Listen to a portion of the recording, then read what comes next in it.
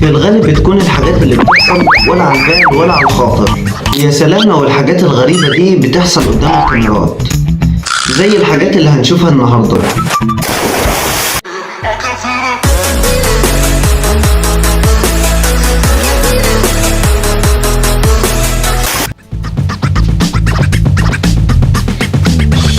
ايه القطة دي بتلعب ملاكمة؟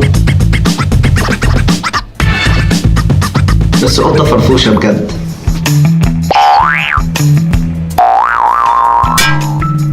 يا ترى عملوا له ايه علشان يجري وراهم بالغل ده كله؟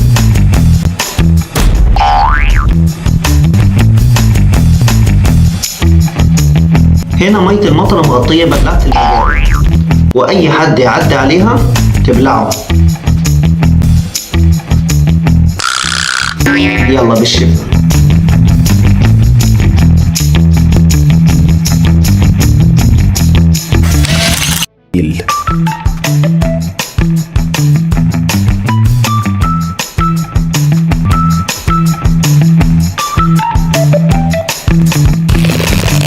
بالله عليك ده مكان لله. يلا بالشفا بقى.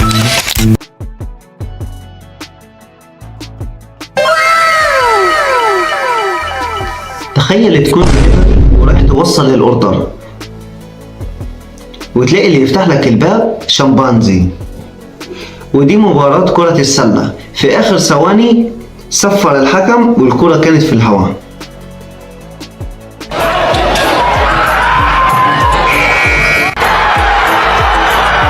وده اللي حصل، واتقلب المكان كله بالفرحة.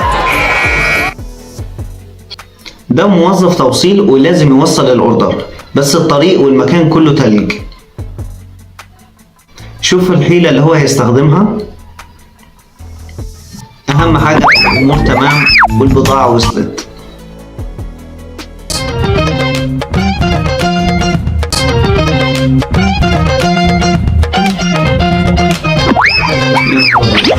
ازاي عملوها دول؟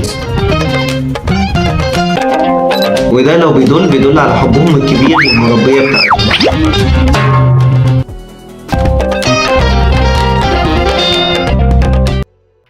والزبون ده دخل محل كأنه في متاهة، كأنه بيلعب استغماية.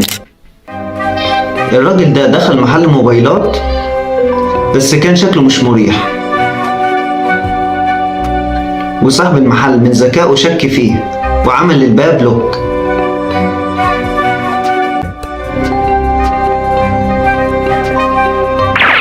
يا راجل رايح فين؟ شكلك وحش. أما السواق ده فغير مدخل البلد في 10 ثواني.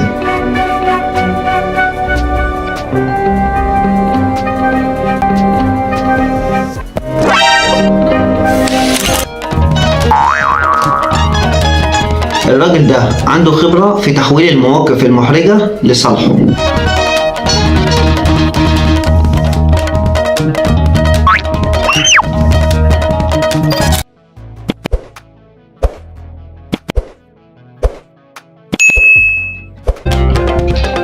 هي الناس دي كلها بتجري كده ليه؟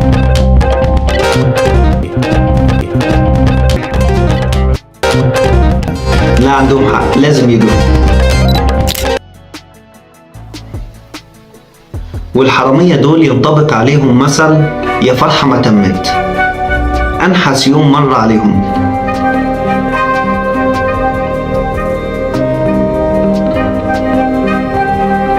صاحب المحل راجل ذكي كان بيستخدم نظام حديث لمكافحة السرقة. مش شرط يا جماعة يكون الحرامي بني آدم، ممكن يكون قرد عادي.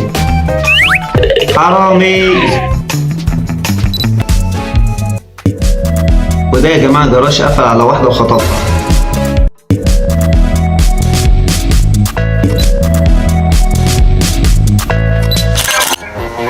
وده يا جماعة الكلب انحشر في الكرسي واخده وجري. والغريبة ان الراجل شاف الكلب وهو بيجري بالكرسي، المشكلة انه وقع.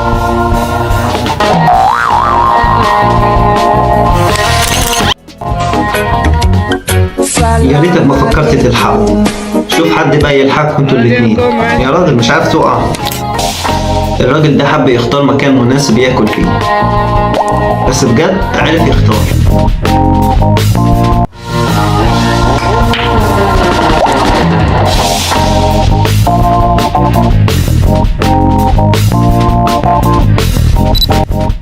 باب الاسانسير قفل على فيشة المكنسة، وهنا بيحاول يفتح الباب بس معرفش. بس كان حظه حلو، طلع اسانسير جوه الاسانسير.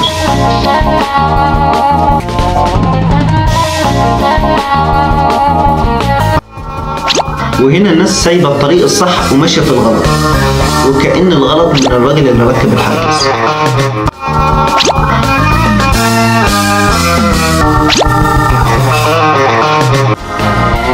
كاوتش العربية بيجري وراه وكأنه مستقصده. الحقوني، بيدور عليا. اللي عمل الفيديو ده يا جماعة فنان.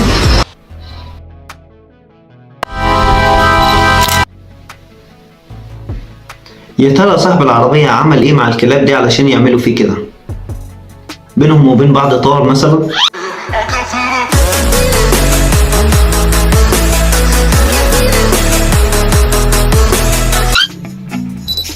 صحاب البيت رجعوا كاميرات المراقبة علشان يشوفوا الكنبة دي اتحركت ازاي كده من مكانها، خصوصا ان ما كانش في حد في البيت اصلا. اكتشفوا بعد كده ان الكلب مقضيها لعب وهم مش موجودين في البيت. الزبون ده يا جماعة شكله مصطبح، كل ما يروح مكان في المحل ياخده جري، وكل ده يا جماعة والموظف متبهدل وراه. حتى بعد ما حاسب طلع جري برضه، شكله كان مستعجل، بس احنا ظننا فيه غلط.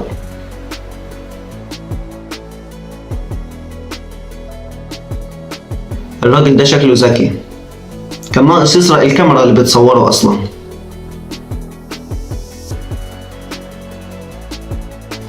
المفروض اللي محمل حمولة زي دي ما يطلعش بيها اي مطلع.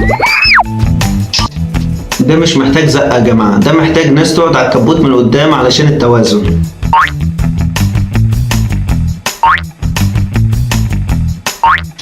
رفع حصانه وعدى.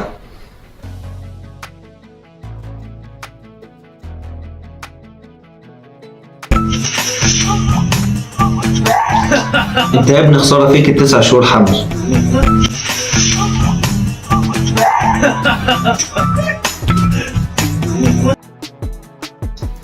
حب يعمل حركة روشنة بالكرسي وراح بيه للتلاجة.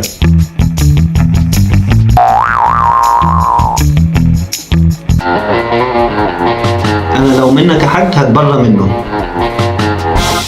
الحاجات في السوبر ماركت متشابهة لدرجة ان هي ممكن تلخبط الزباين، بس مش للدرجة دي ان تتلخبطوا في عيالكم.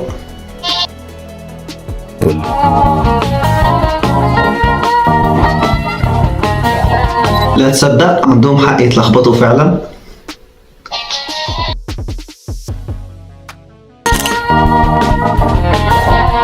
والشاب ده كان بيلبس الجاكيت والقلم كان موجود في الزون، ولما لبسه القلم بقي بين ايديه، ظن ان هو شغل عفاريت يعني.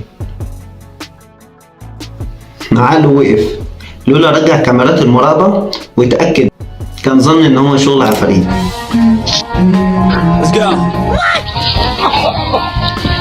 وده اللي هيحصل لك لو فكرت تربي كلب بيتبول.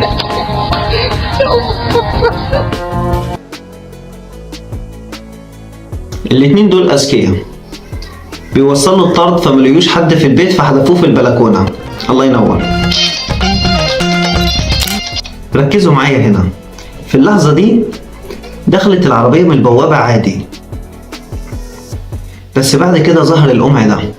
لو عرفت القمع ده جه منين قولي في التعليقات.